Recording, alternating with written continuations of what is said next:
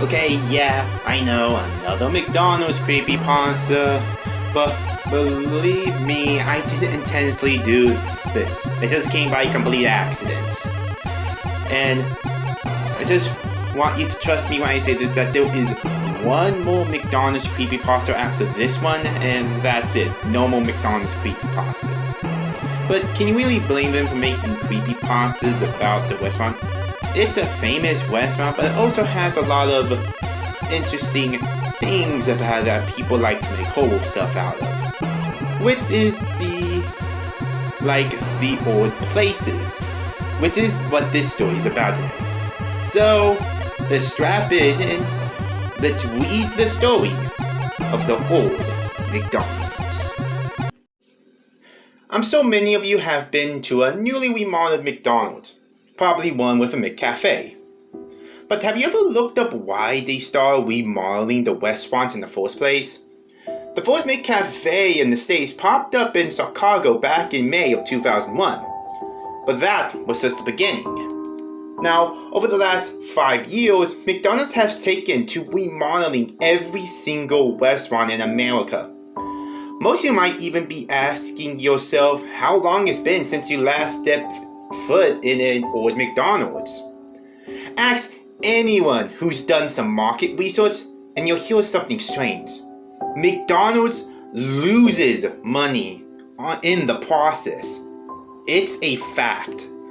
The new furniture isn't pulling new customers in, and the McCafe can't sell coffee that cheap and turn a profit. Look at Starbucks prices and you see what I mean. Stakeholders say they wanted a more adult vibe for the restaurant. A classier look for classier America, if you will. One exo, bud. Google it right now. What is McDonald's target age group? It's children and teenagers. It's always been that way. So then why did they start all these remodels? Why would one of the largest corporations in America spend over $1 billion on a terrible marketing strategy? That's where things get interesting. Let's start with the play places. If you can remember, almost no two play places at McDonald's were identical. Some of them were really fun. I know, I had a few favorites. Well, some of them were also really dangerous. The worst thing I could find was a carousel play place in Lancaster, Pennsylvania back in the 1980s that got shut down mere months after opening. Little information was given about why they closed. The lot has been vacant ever since. If you find the right connections in Lancaster though, you just might be able to read an article that didn't make it to print. Children were paid on the merry-go-round in ways they weren't supposed to, you see. They're kids, so of course they would do that. Well, one day a few kids managed to crawl underneath the thing, but then they never made it back out.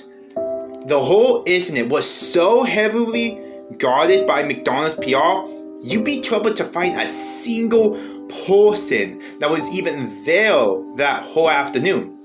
The only witness anyone could find had this to say. When they went under, a few parents started calling for help. Then something happened to the lights. The carousel kept getting brighter and the music was deafening. I was out of the building when the machine started to smoke. But I looked back through the window to see if the kids were alright, and the employees were just standing there behind the registers. They looked like they were still waiting for customers. Weirder and weirder stories picked up from there through the years. Reports of children sinking into boxes that were only a foot deep, mothers searching play tubes for their kids only to find a pair of lonely shoes.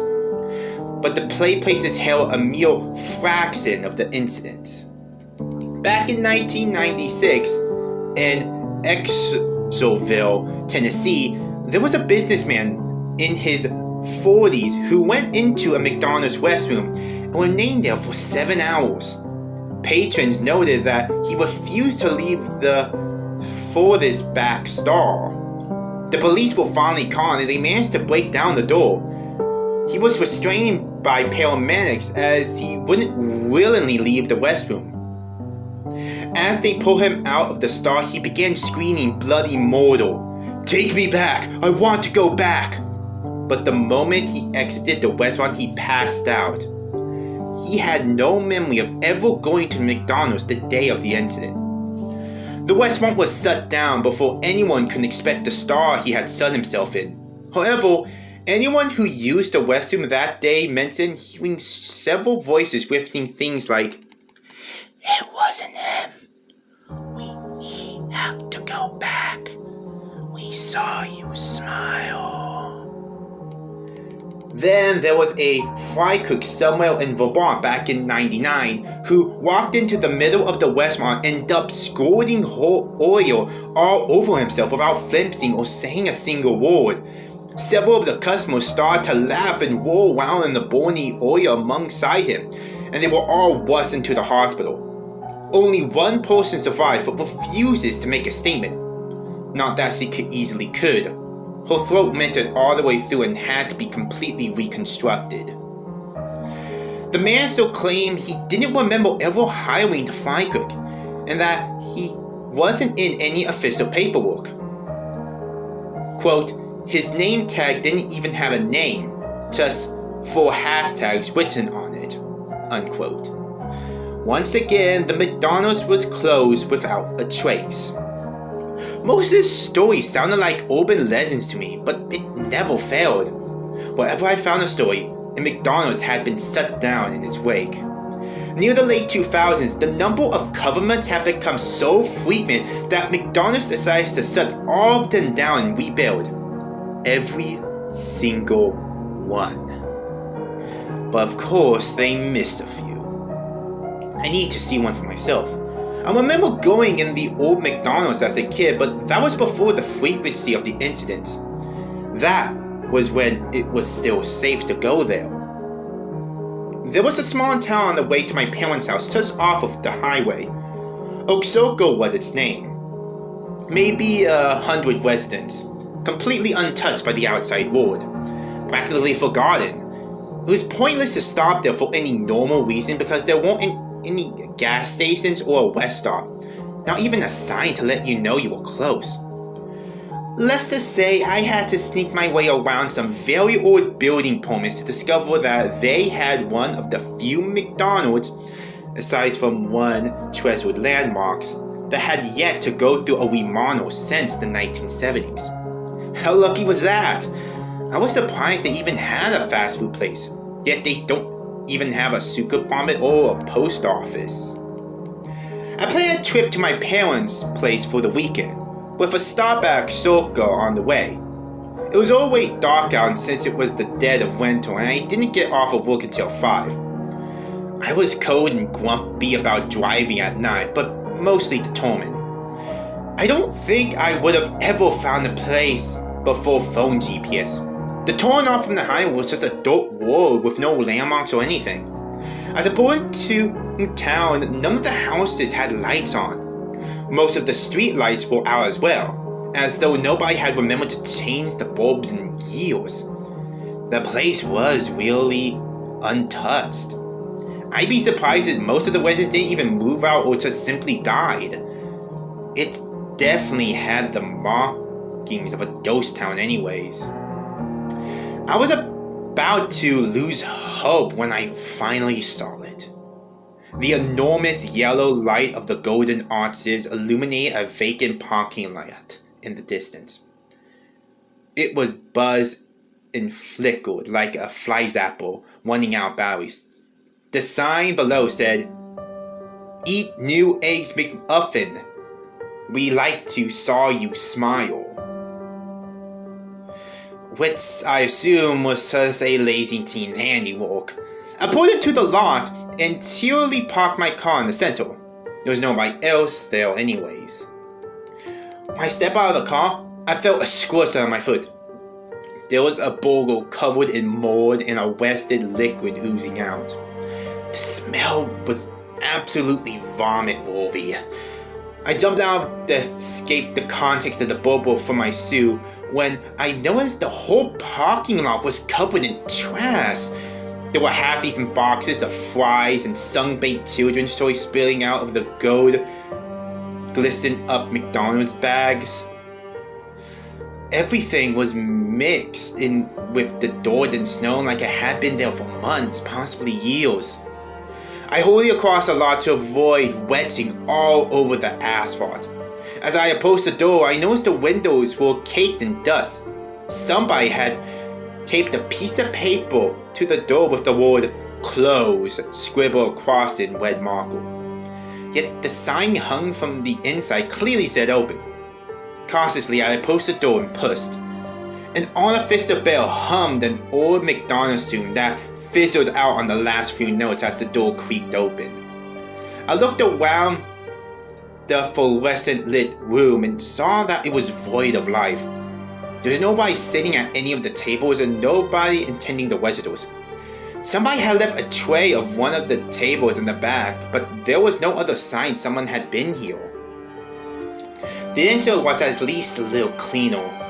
The toys on display by the counter were of characters I've never heard of, likely from before my time.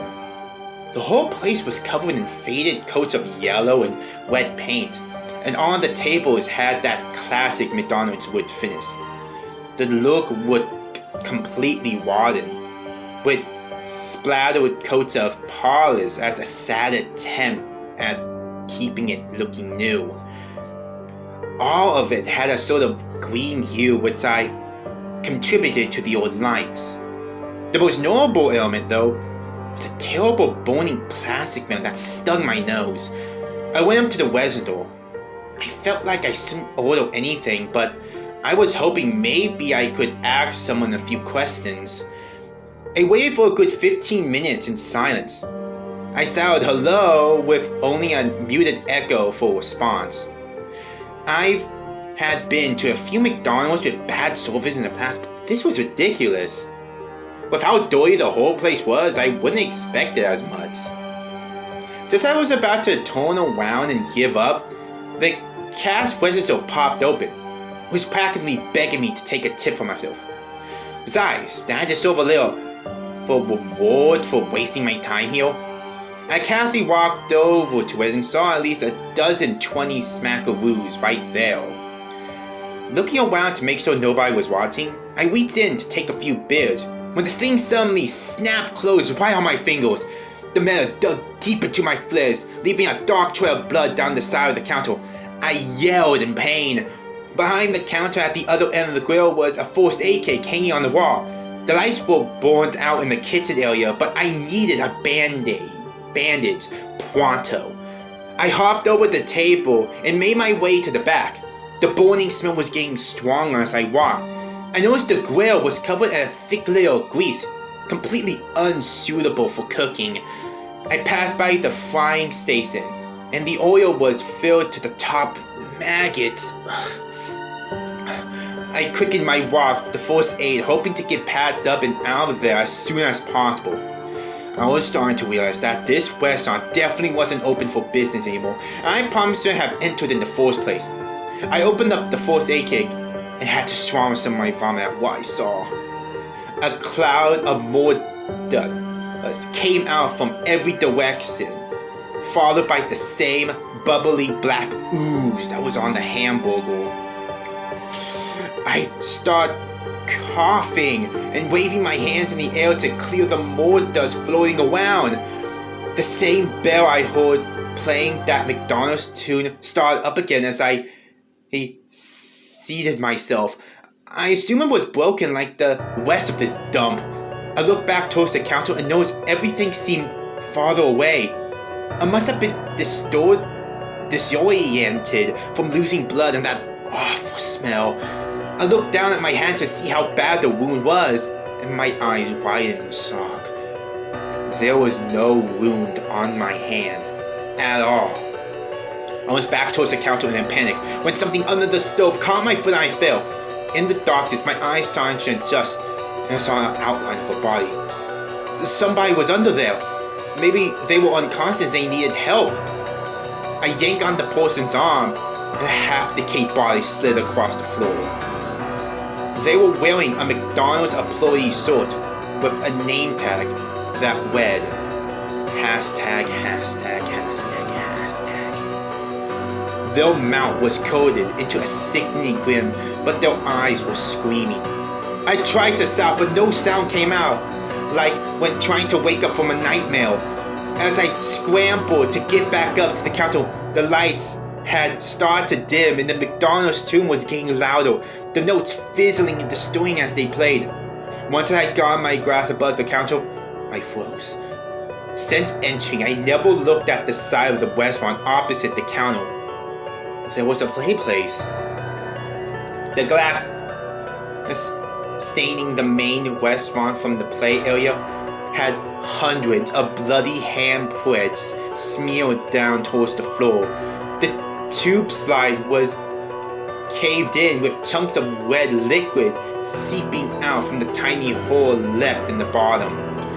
There was a row of nooses tied to the monkey bars in the corner, with employees wearing the same hashtag name tags hanging from them. The tables around the place had decaying bodies with rotting food left on trays, some of the food hanging from the dead bodies' mouths. I looked in horror, too shocked to move, while the rest of the restaurant went up. A bulb in the center of the play place continued to glow like a carnival spotlight. Below it was a massive bar pit, barely able to contain all of its plastic, colorful bars. It was smoking under the bearing light, making that awful burning plastic smell. The bars began to rattle and fall off the edge when something inside started shuffling around. I wanted to run so badly, but my body refused. Then suddenly the music went dead and the movement stopped. A yellow glove slowly crept upwards from the pit below, wiggling its fingers as it went. A connected red and white sleeve came after it, slowly alternating colors as they appeared from underneath. The arm continued to reach towards the sky, growing more and more until its joints popped and crackled like breaking branches. By the end of that arm had to be at least 6 feet long. It finally reached for the light bulb on the ceiling, and it gently twisted it loose. I broke into a split, jumping over the counter and toppling chairs as I went. The last light went out just as I got to the exit. I burst through the door, breaking the glass in the process. As I roared into the parking lot, I heard a distant scream, and then something whispered right next to my ear in dead silence. It had the same tinny distortion as the McDonald's tune.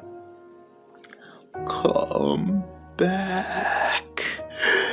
I want to see you smile. I hadn't told anyone about what. There was an archive online saying Associa burned to the ground a few days later. I don't know if it was a cover-up or something else, but I never going back there to find out. I didn't sell this because I don't want you to get involved, by the way. I sold it to you to warn you of what happens if you do get involved. You can go to a new McDonald's. Keep getting your Big Macs, get your McCoffee, that's fine. They did something to the remodels to make them safe, at least for now. But don't ever go into an old McDonald's, not even the drive-thru. I got to stop typing now and get some pain meds. My jaw hurts, and the hand I snapped in that webisode is getting very itchy lately. I hope it's not too bad, right?